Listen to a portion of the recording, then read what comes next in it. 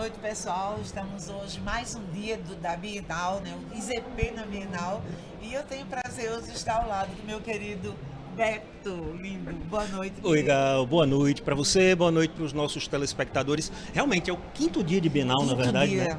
E Lotada, a Bienal sempre, tá linda, né? Gal. Tá você linda. já deu uma volta por aí? Já Ainda viu como não estão as dei coisas? muitas voltas porque ficamos aqui mais concentrados no nosso gabinete. Hoje eu tive a oportunidade de dar uma volta, conheci, comprei livro, alguns. A pessoa não Essa resiste, parte é né? boa, Essa com parte é certeza. ótima. Conheci alguns estandes e eu percebi uma coisa, não sei se você já notou, mas logo que você chega na Bienal, é possível você levar uma recordação para casa dessa própria Bienal. Você estava sabendo disso? Não. Sabe como? Não. Me Uma explica. foto. Ah, Você tira uma foto, ou então faz aquela filmagem 360 que você fica ali dançando e o pessoal tem vai que ir rodando. lá. Vamos lá quero, depois? vamos sim, quero fazer esse O registro. Fabrício Cambuim foi lá, é no stand da imprensa oficial, e ele vai mostrar isso pra gente agora. Vamos acompanhar? Vamos acompanhar. Vamos lá. Muitas escolas aqui de Maceió. Uma das atrações que tem chamado muita atenção está aqui no estande da imprensa oficial do estado. Tem uma plataforma aqui de vídeo, de fotografias 360, fotos que dá para você tirar na hora, já sai impressa. Para falar aqui sobre o assunto, eu vou conversar com o Fagno Pinto.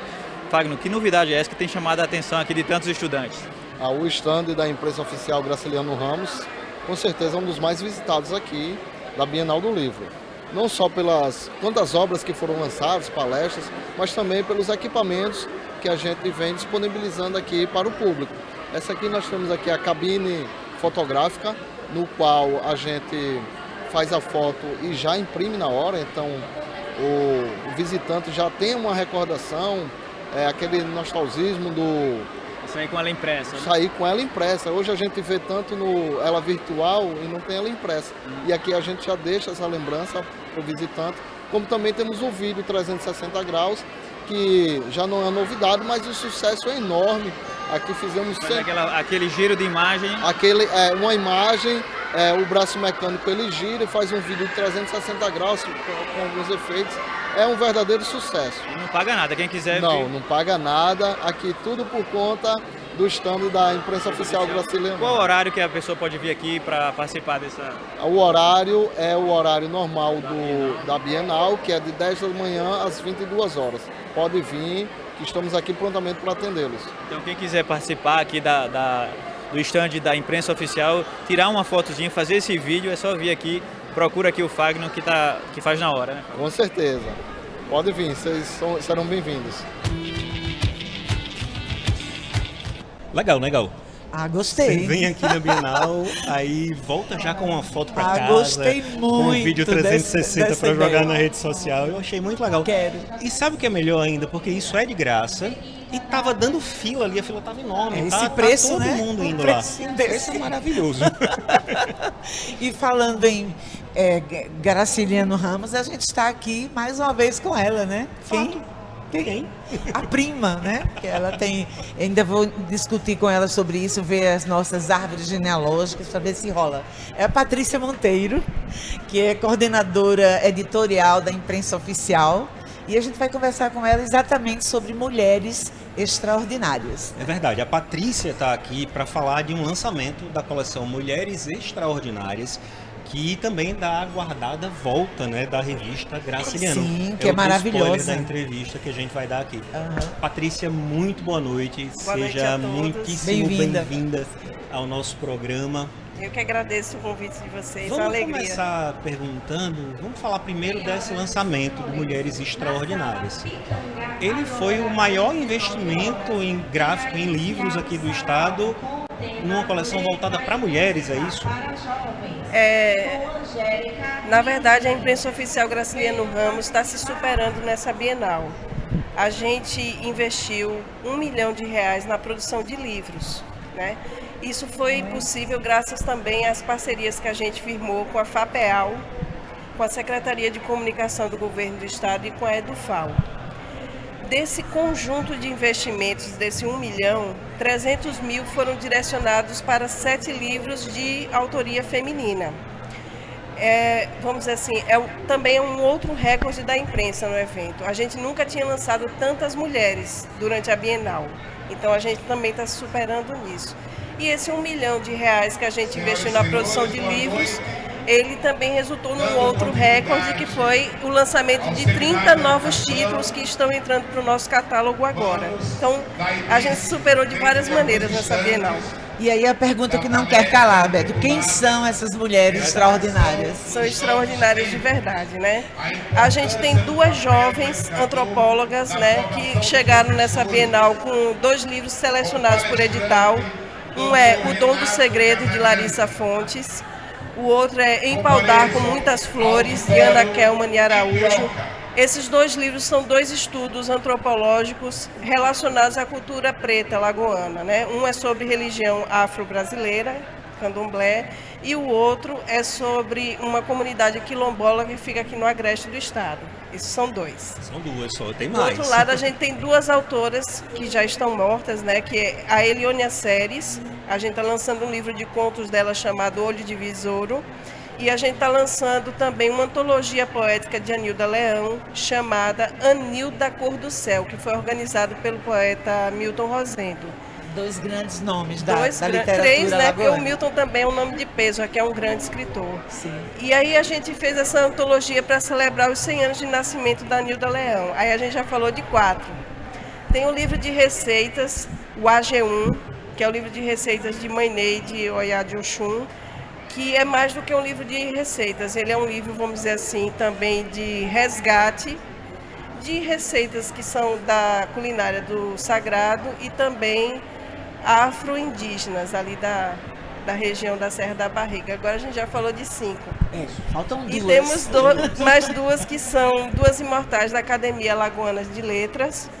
A Edilma Acioli Bonfim, que tem um livro chamado Razão Mutilada, Ficção e Loucura, na obra de Breno Acioli.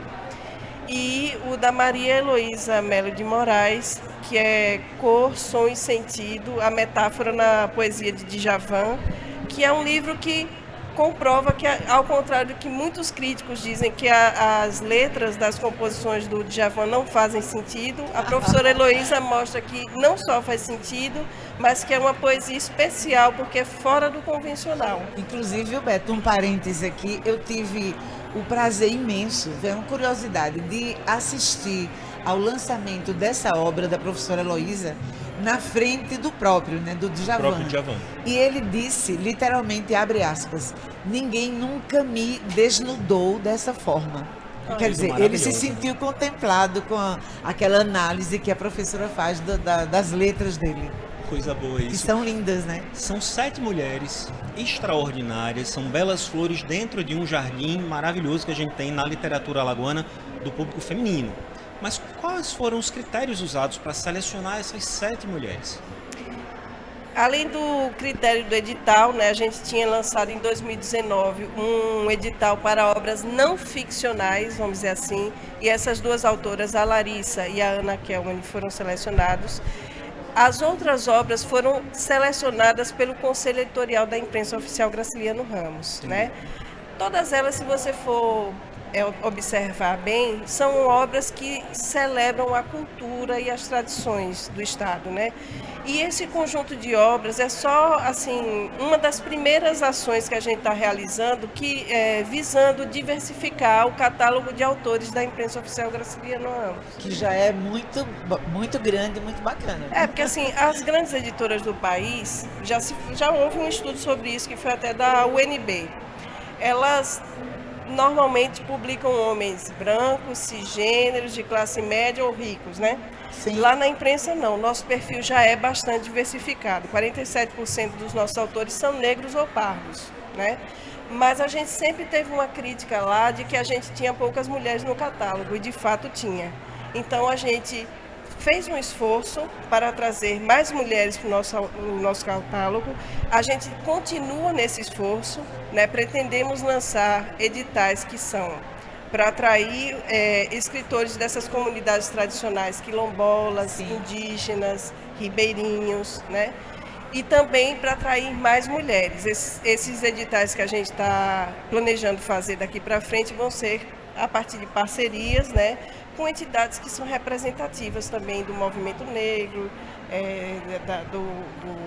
do movimento das mulheres, né? Então, tudo isso a gente tem buscado alternativas, porque o nosso edital, embora ele seja democrático e transparente, o principal critério dele é ser alagoano ou morar em Alagoas, né? Os nossos editais, eles têm essa prerrogativa. Embora eles sejam assim, né, de fácil acesso e democrático, como eu falei, como as obras estão sob anonimato, o que acontece? A gente respeita o parecer dos pareceristas que são da FAPEL e sempre publica aquelas notas que tiveram a maior nota, vamos dizer assim, né? Todo livro da imprensa é lido pelo menos por 3 pareceristas, esse de edital. Isso Pelo torna menos uma 3, escolha às vezes bem por mais. democrática, na verdade, né? Isso é muito Mas importante. às vezes a gente não consegue publicar mulheres em alguns anos. Então a gente quer corrigir isso de alguma maneira, sem estabelecer, vamos dizer assim, cotas dentro do edital, porque a gente acha que se a gente fosse estabelecer cotas, talvez parecesse que a gente está subestimando as mulheres. Sim. E não é essa a intenção. Então a Perfeito gente esse está sempre raciocínio. buscando estratégias para diversificar. Mas o nosso objetivo daqui para frente é ter mais mulheres e mais representantes da nossa diversidade cultural. Quem sabe a gente finalmente vai ter um autor indígena, a gente vai ter um autor quilombola, enfim. Esse é o nosso objetivo daqui para frente. Quer dizer que a gráfica espera, então, com obras como essa coletânea, gerar inspiração nas pessoas, nos leitores alagoanos e também resgate. Eu falo resgate porque temos aí, Sim. por exemplo, a obra da Anilda Leão. Eu tive a honra de entrevistá-la Sim. quando ela ainda Era estava uma viva, pessoa maravilhosa. incrível, né? E que ela tem uma obra muito boa, muito fascinante, mas há quanto tempo você não vê nenhuma volta, né? De repente você está agora com um livro dela e de repente pessoas Resgate que póstumo, né? resgate póstumo. Então, de repente, pessoas que não tiveram a oportunidade de ler Anilda Leão vão poder ter agora. Isso é uma forma de resgatar também. Exatamente. E a Nilda, só para citar um nome, né, que o Beto enfatizou, é um nome de mulher que merece ser Muito. gritado, né, aos 4 ventos, porque ela foi uma mulher muito, além do talento dela como artista, como jornalista, ela foi uma mulher muito à frente do seu tempo. Muito, né? era uma mulher atrevida, né? Sem querer cair no uma lugar mulher comum, atrevida. mas ela realmente andava muitas léguas adiante do que a gente vivia no nosso mero dia a dia, não tenho dúvida. A imprensa ela atua nessas 2 frentes, né? De um lado, a gente busca revelar novos talentos da literatura alagoana a Sim. partir desses editais, e do outro, a gente busca resgatar a memória dos nossos grandes autores. E você vê, por mais que a gente faça isso, ainda tem muita gente para ser resgatada, mas nessa Bienal a gente está trazendo novas edições da obra de Hernani Mero, que é um autor muito Sim. importante, um historiador, né, que produziu uma obra muito bacana sobre a história do município de Penedo, por exemplo, e municípios que são seminais, né, de Alagoas, fazem parte da formação histórica e cultural de Alagoas. A gente está trazendo edições novas dele agora, com o livro O Barão de Penedo, né, que faz parte da coleção Legado. Pronto. Essa é uma coleção nova que a gente está lançando aqui nessa Bienal, que é uma coleção formada por biografias de grandes personagens históricos de Alagoas, escritas por autores alagoanos. Então aí a gente também está trazendo uma edição nova de uma obra do Félix Lima Júnior, que é Delmiro Gouveia, O Mauá do Sertão, que é um livro espetacular, recomendo a todo mundo. Importantíssimo, né? O Félix Lima Júnior. E muitos jovens não conhecem. E o Delmiro não é nascido em Alagoas, mas ele fez história aqui. Sim.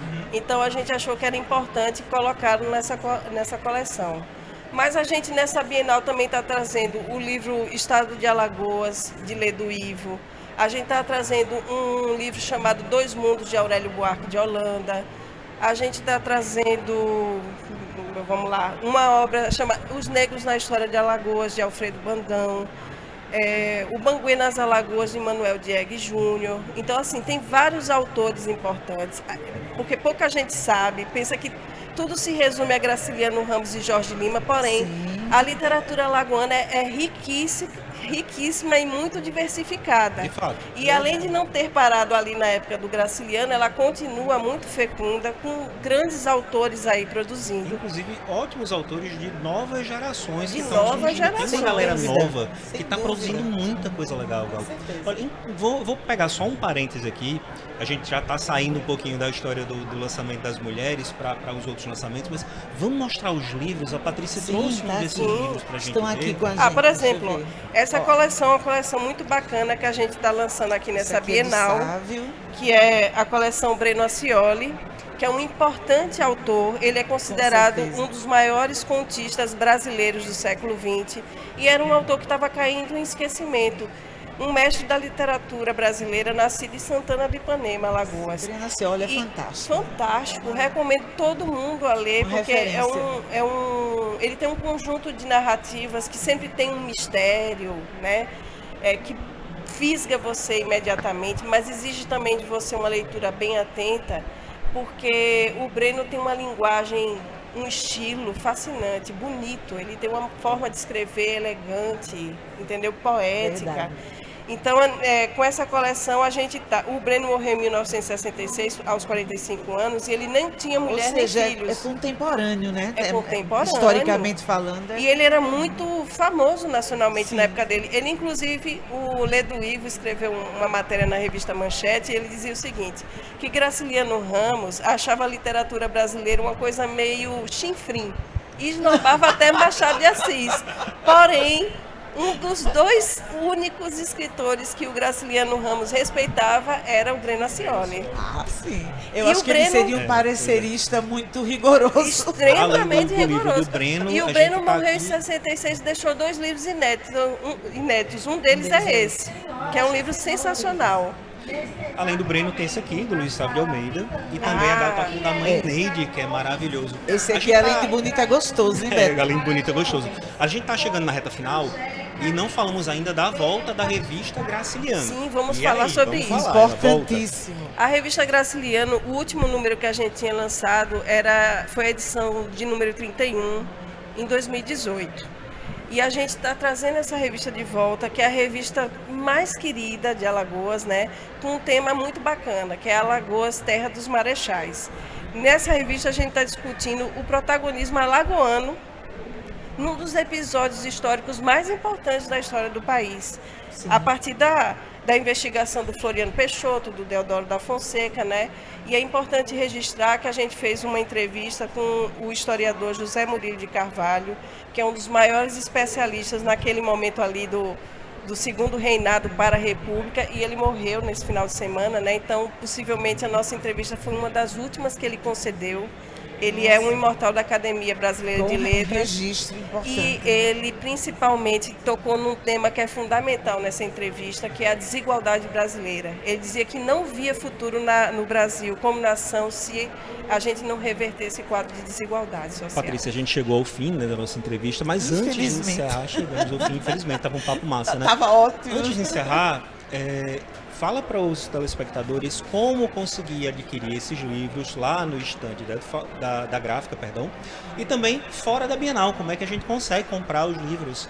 Olha, a imprensa tem uma loja virtual, né, com frete grátis para Maceió, mas também tem a loja física que fica lá na Fernandes Lima. Eu só queria puxar a audiência de vocês para uma homenagem que a gente vai fazer ao professor Sávio de Almeida amanhã. Muito A gente está justa. lançando essa terceira edição desse livro, e um livro que foi escrito pelo professor Lúcio Versosa, que fala sobre a vida e a obra do professor Sávio.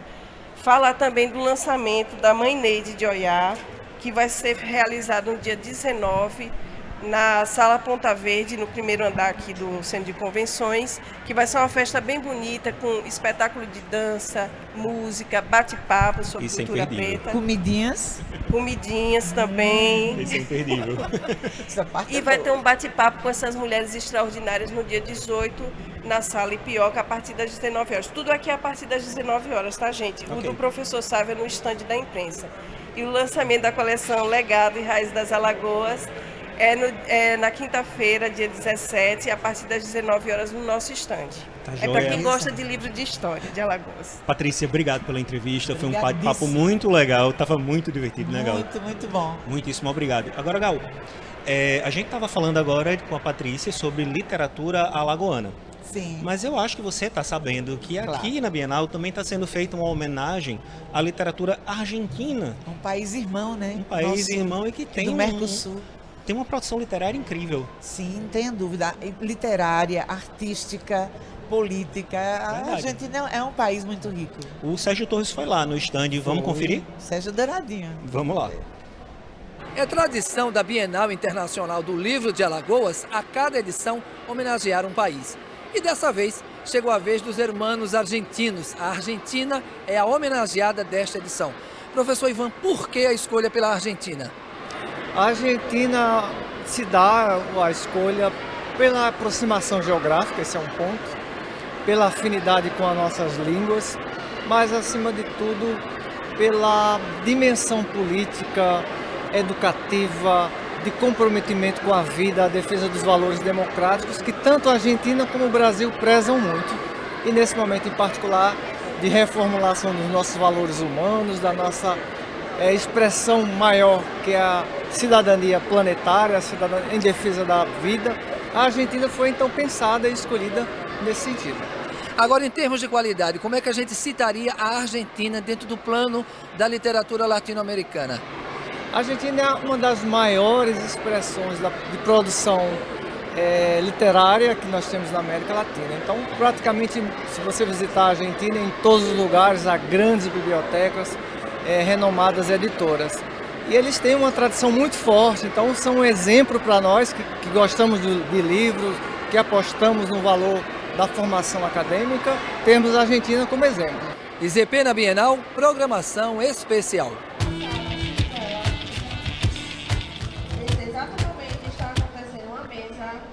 Muito legal, né, Gal? Voltamos aqui já para chamar um intervalo, na verdade, né? O Sérgio fez essa entrevista Mas a gente muito volta. massa. A gente volta. A gente Fez volta. entrevista muito massa com o pessoal da literatura argentina, né? Essa homenagem muito legal que está sendo prestada. A gente fica por um intervalozinho, daqui a pouco a gente sai. Com Voltamos. certeza, chegando.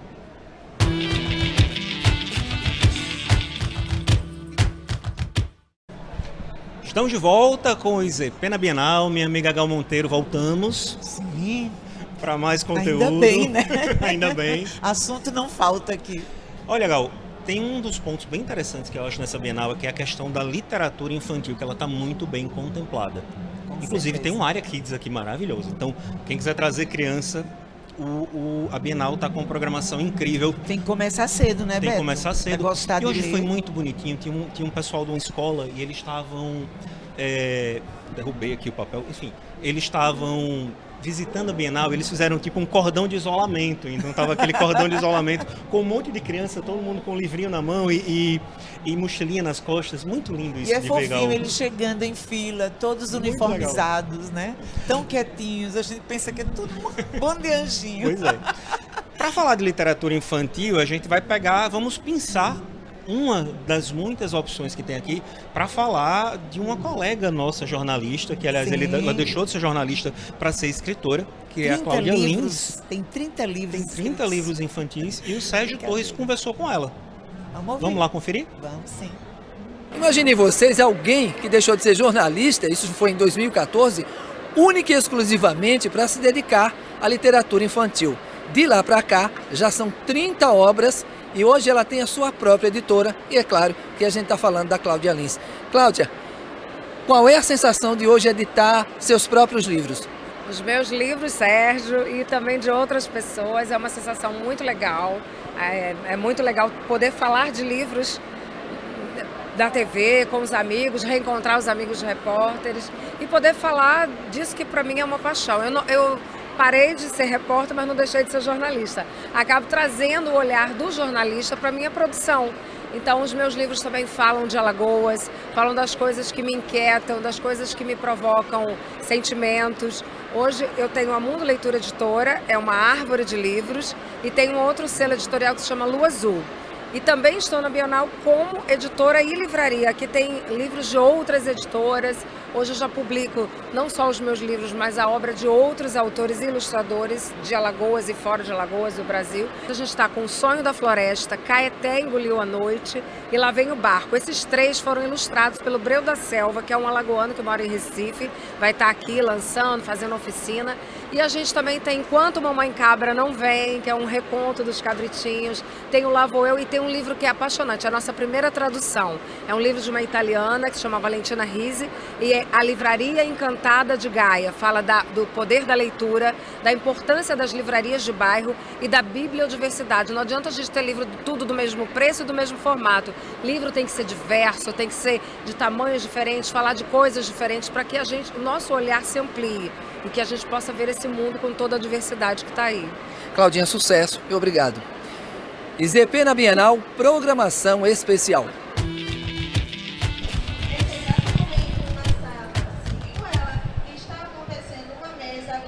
Estamos de volta. Cláudia Lins é incrível, né? Cláudia Lins, quero ser igual a ela quando eu crescer. Eu tenho muita memória da Cláudia, na época que ela era repórter de TV. De TV, inclusive, exatamente. foi uma pessoa em que eu me inspirei muito para aprender, Eu nunca tive a oportunidade de trabalhar com ela, eu já fui apresentado a ela, mas eu acompanhava o trabalho dela na televisão e era um trabalho de muito boa Trabalho qualidade. consistente, né? E ela trouxe essa qualidade da televisão para o livro. Ou vice-versa, né? Mas assim, falando na ordem, na sequência pela temporal, ordem, sim. ela saiu da televisão, foi pro livro e trouxe essa qualidade, levou essa qualidade. Então os livros dela são muito legais, eu tive a oportunidade de ler alguns, são muito legais. Eu fico muito orgulhosa quando os colegas jornalistas mostram o seu lado B, assim, né? É muito legal. Arrasam como a Cláudia também. Agora a gente muda de assunto um pouquinho, né, Gal? A gente sai de um tema tão leve, né, que é a literatura infantil, esses livros lindos da Cláudia Lins, para um livro com um tema mais pesado, né?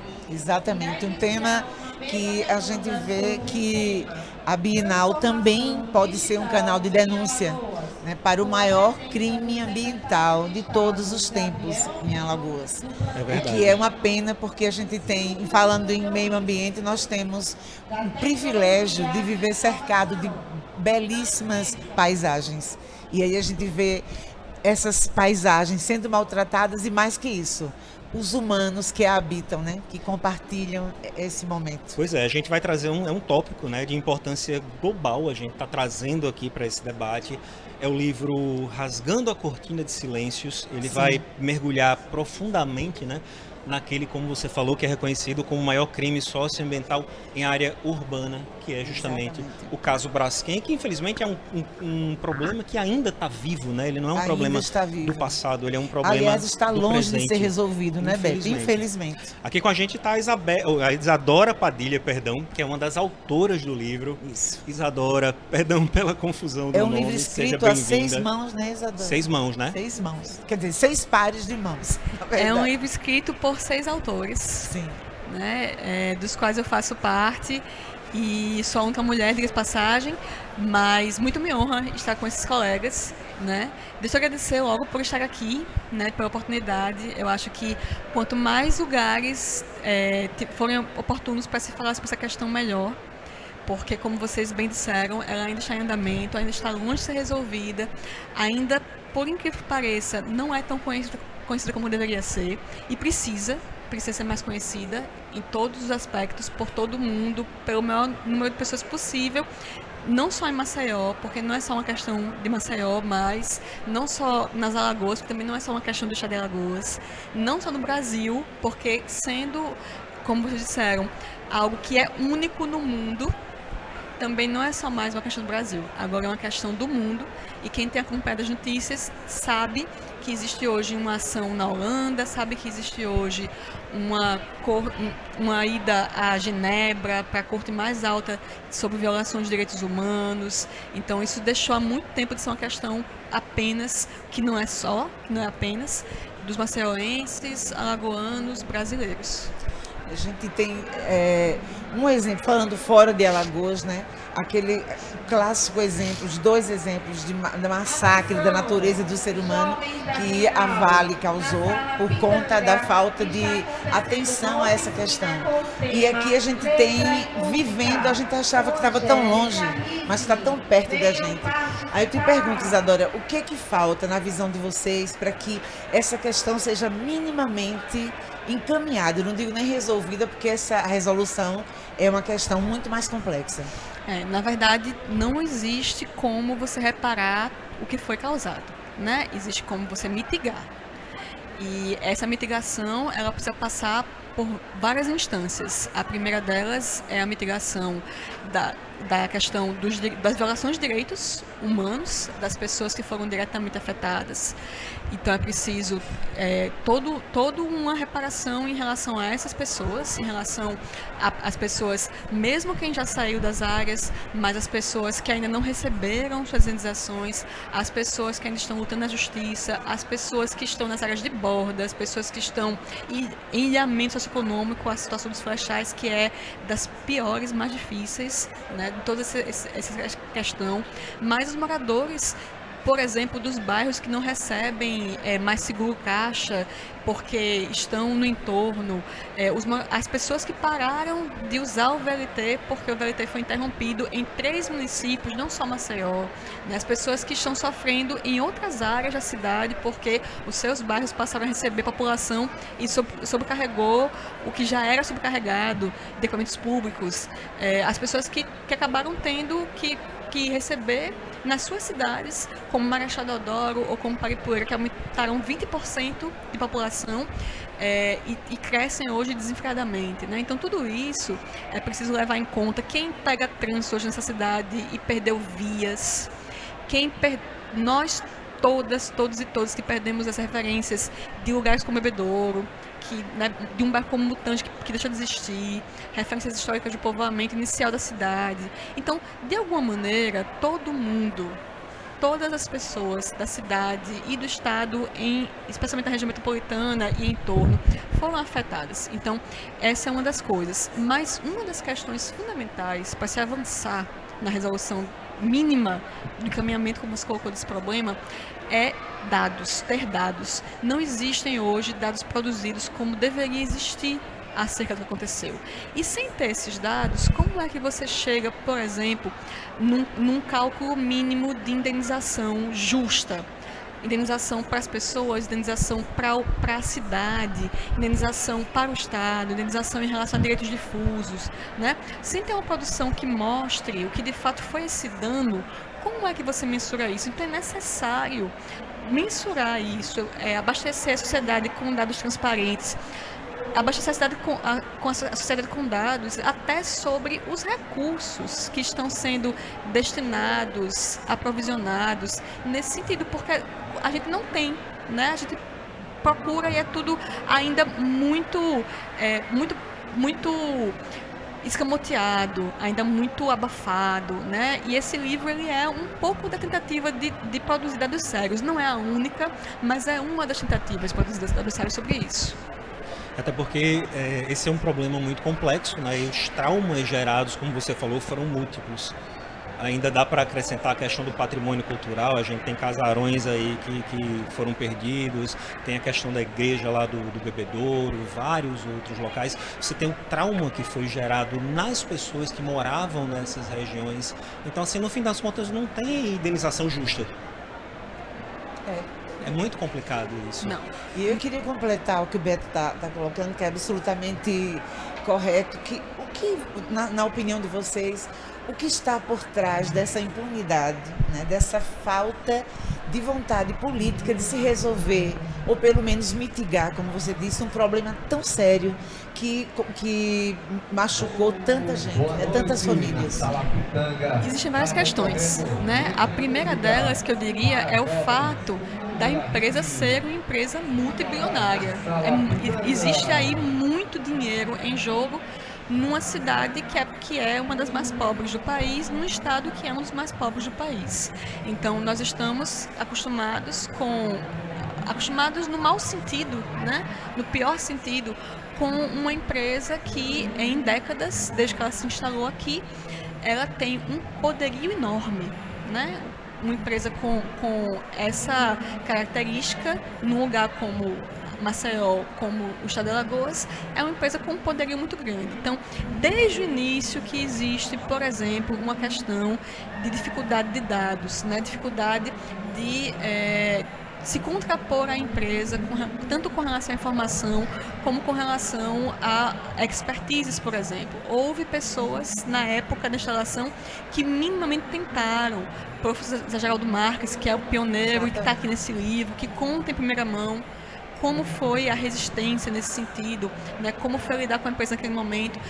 Um momento em que você tinha pouco conhecimento produzido e uma empresa chegando, prometendo revolucionar economicamente o Estado, né? Isso foi algo comprado pelos poderes na época, pela população na época, foi algo vendido também com uma capa de algo muito bom, que viria de maneira muito propícia, muito proveitosa e importante, né? Isso se mostrou com o tempo uma falácia, né? No livro, o economista que é organizador, que é o Elis Fragoso, ele mostra isso claramente.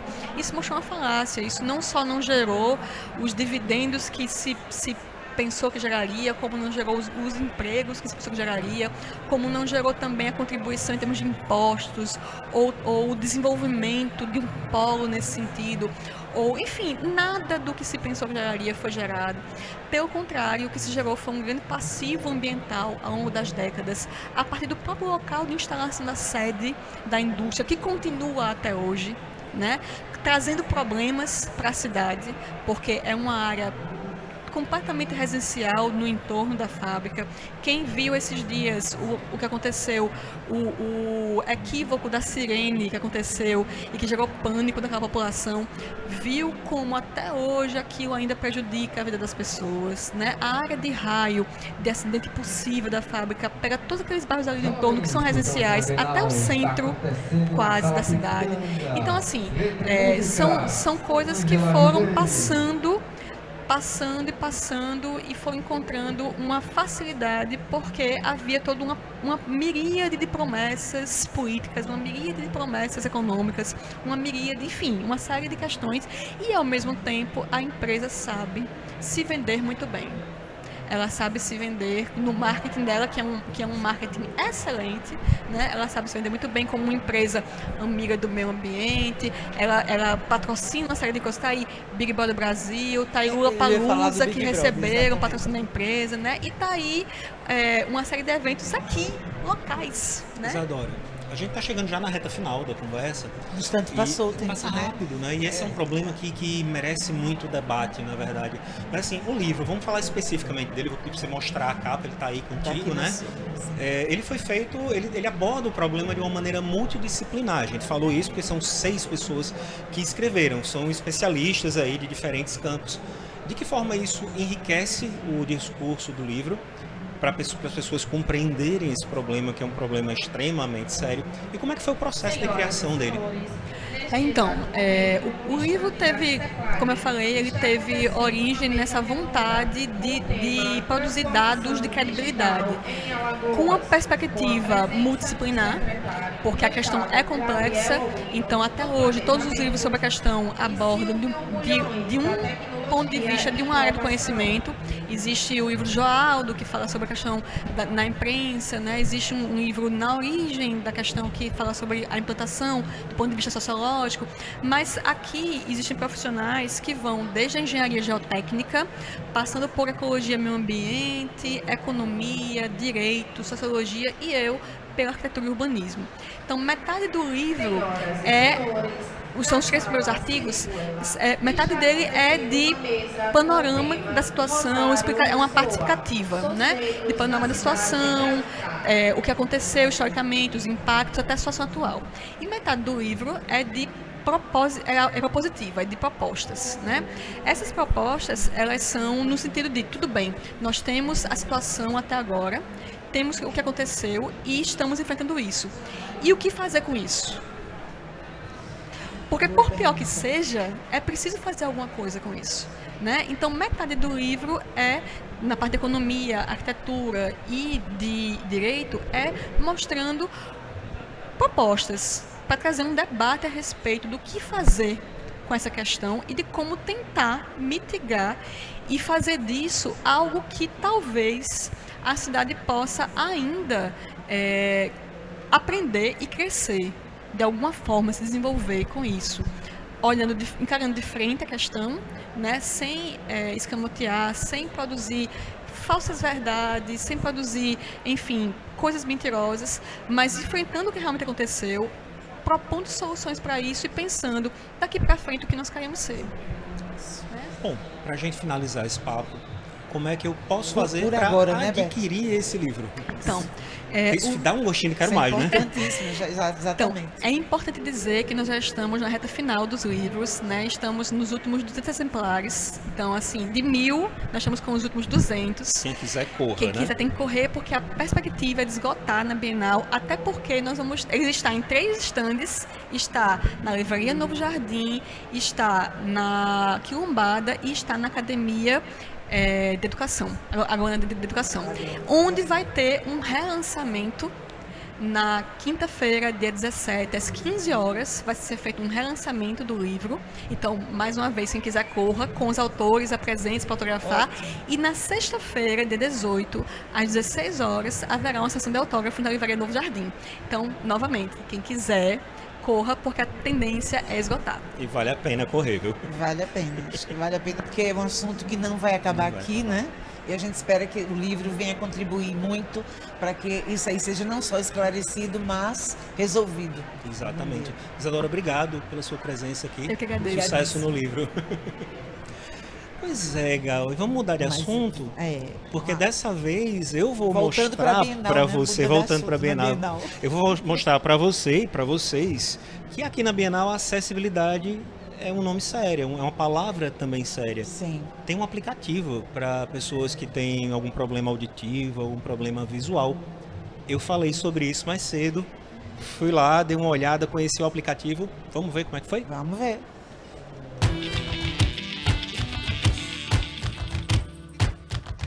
Acessibilidade é algo sério aqui na 10ª edição da Bienal do Livro de Alagoas. Pessoas com alguma deficiência auditiva ou visual podem baixar um aplicativo criado especialmente para o evento e ter acesso às informações sobre os homenageados que estão nesses totens aqui na entrada. Quem vai explicar melhor para a gente é o Éder Lima, que ele é aluno do curso de computação e também um dos desenvolvedores do aplicativo. Éder, como é o funcionamento do aplicativo?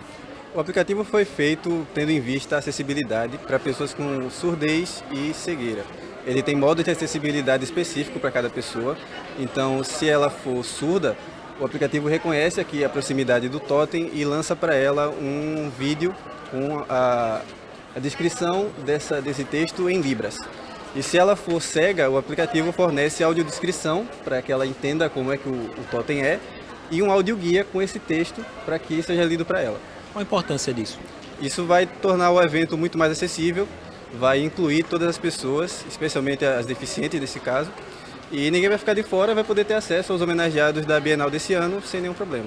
Como é que eu faço para baixar o aplicativo? Está na Play Store e na App Store, iOS e Android. Procura lá por Tatu, Turismo e Acessibilidade, Tatu Maceió, você vai achar. Só você baixa, escolhe o seu perfil de acessibilidade. Se você não tiver também vai funcionar, se você for surdo vai funcionar, se você for cego vai funcionar. Liga o Bluetooth, liga a localização, daí é só chegar perto de um dos totens e ele vai trazer todas as obras na função de visita guiada, isso é importante.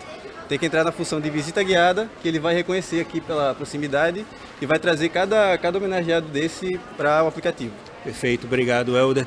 Só reforçando, você também pode baixar num QR Code que tem aqui na entrada da Bienal. IZP na Bienal, programação especial para você.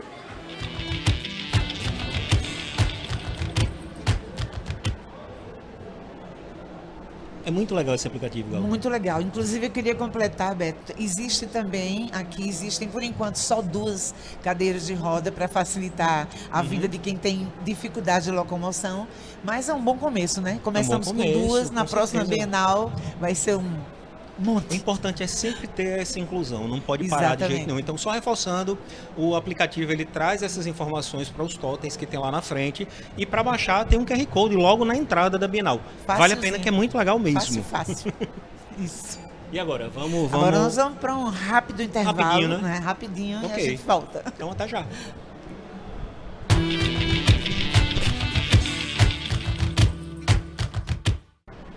Estamos de volta com o IZP na Bienal. Eu, Luiz Alberto Fonseca, minha amiga Gal Monteiro. Vamos falar o que agora? Agora vamos falar sobre, a gente falou sobre tudo hoje, né? É verdade. Literatura, denúncia. Agora vamos para a economia, que é uma coisa que todo mundo deseja entender.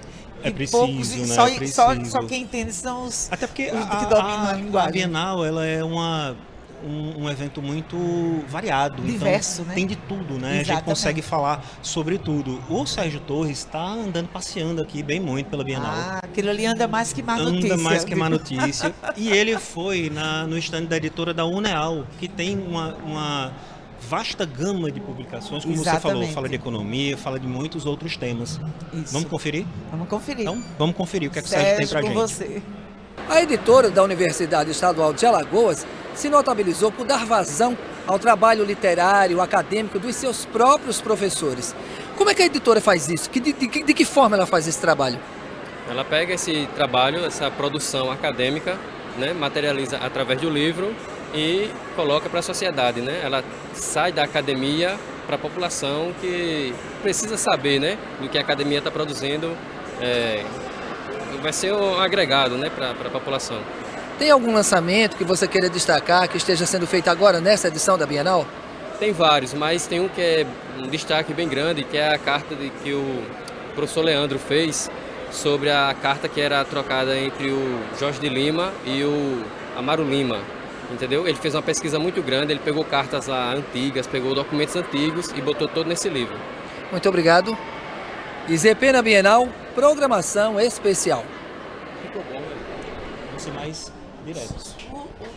Aí voltamos, Sérgio Torres, como sempre, rodando na Bienal, né?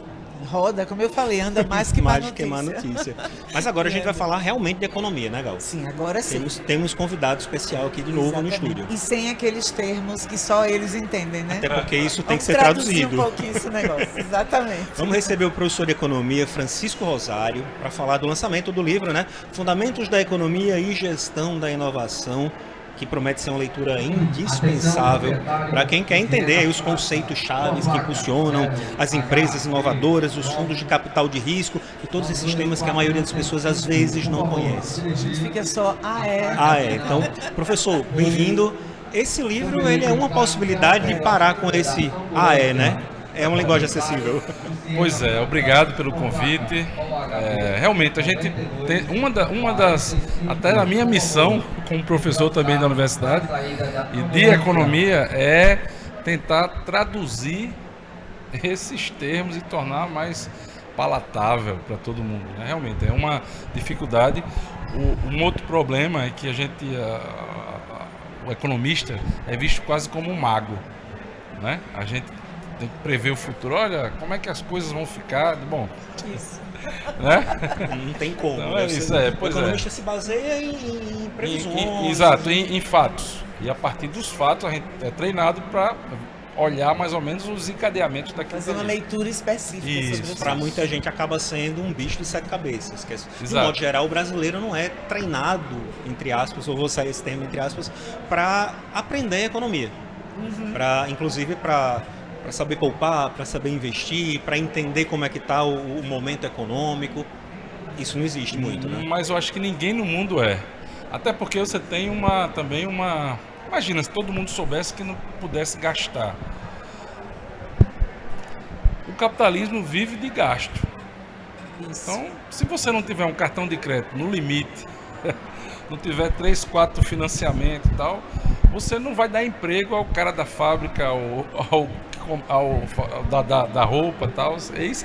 Então, por isso. Mas na verdade eu me referi mesmo foi à educação financeira, porque é o saber gastar. Não, mas saber é isso. gastar para não se endividar, para não entrar no vermelho. Mas é isso. Eu estou falando que isso é quase que proposital. Entendi. O mundo inteiro, o cidadão médio, ele não entende de economia. Agora, Como no Brasil nós temos um problema grave, que é a pouca renda, aí você precisa, sim, educar financeiramente o cidadão para que ele faça bom uso do pouco que tem. Do pouco que Esse tem, é o ponto. exatamente. Tá entendendo? Num país em que a taxa de juro, cartão de crédito cobra 500% ao ano. Imagina, né? A renda média aí é pelo menos um terço, no mínimo, né? Ou, às vezes bem menos do que alguns países desenvolvidos. Então você tem que educar para a pessoa não ficar refém de pagar juros a vida toda. Mas, fora isso, no mundo inteiro a turma não sabe o que é economia de verdade. O livro ele fala de economia, né, de inovação. Como é que ele pode beneficiar o leitor, então, já que ele está sendo dito que é uma leitura obrigatória? Como é que eu vou aprender? Como é que a Gal vai aprender isso? Para os leigos, né, que não sabem, Pois não é. tem a menor educação financeira. Isso, sabe nem o como que é parar de inovação. gastar. Vou fazer o link, a gente está falando da renda. Inovação, gente. Inovação, quando a gente fala, é você gerar renda adicional na região, para a população. Por quê? Porque quem consegue inovar, consegue fazer algo diferente, consegue obter um diferencial e incorporar aquele diferencial em maior renda. Então imagina, uma pessoa bem formada, ela tem um salário, ela tem a probabilidade de ter um salário maior do que alguém que só tem segundo grau. Quando a gente fala de inovação, eu estou falando disso. Como você entrega algo diferente, né? E como esse algo diferente vai gerar uma renda melhor e como as pessoas vão poder viver melhor com essa renda que entra no circuito local. O livro, aí caindo aqui para o livro, ele trata, porque isso eu falei aqui de forma simples, mas o livro ele trata dos detalhes, como é que isso ocorre de verdade. Não é assim no passe de mágica, né? Então o livro ele tenta mostrar esses detalhes, né, e a dinâmica de como você consegue inovar. Professor, só para a gente finalizar a nossa conversa, infelizmente, o tempo está chamando. Como é que eu faço para adquirir esse livro aqui na Bienal? Para onde é que eu vou? Mostra ele. Trouxe o livro aqui, né? Esse livro está no stand da EduFal. Ele é publicado por uma editora paulista, né, a Rucitec, né, que é uma obra com 4 autores, 4 organizadores, vários autores, e está no stand da EduFal disponível e também nos canais digitais aí, quem tiver condição de adquirir. Perfeito, professor. Passou a Bienal, continua podendo adquirir. Continua disponível, claro. Pelo que o professor falou, realmente é uma Sim. leitura indispensável. Estou muito animada. Muito também, precisamos, né? Obrigado, professor. Gal, para a gente finalizar, quero fazer um convite para você, para os nossos telespectadores, para a gente acompanhar uma tarde de música. A tarde de hoje teve música, teve orquestra. Sabe que música orquestra é da minha UFAL, praia, né? foi um concerto Meu lado B. didático, foi maravilhoso. Vamos se despedir, vamos acompanhar? Não tem forma melhor de encerrar De jeito nenhum. uma noite como essa. Então, né? boa noite para vocês. Boa Fica noite, com a até orquestra amanhã. da UFAL que eu fui lá conferir.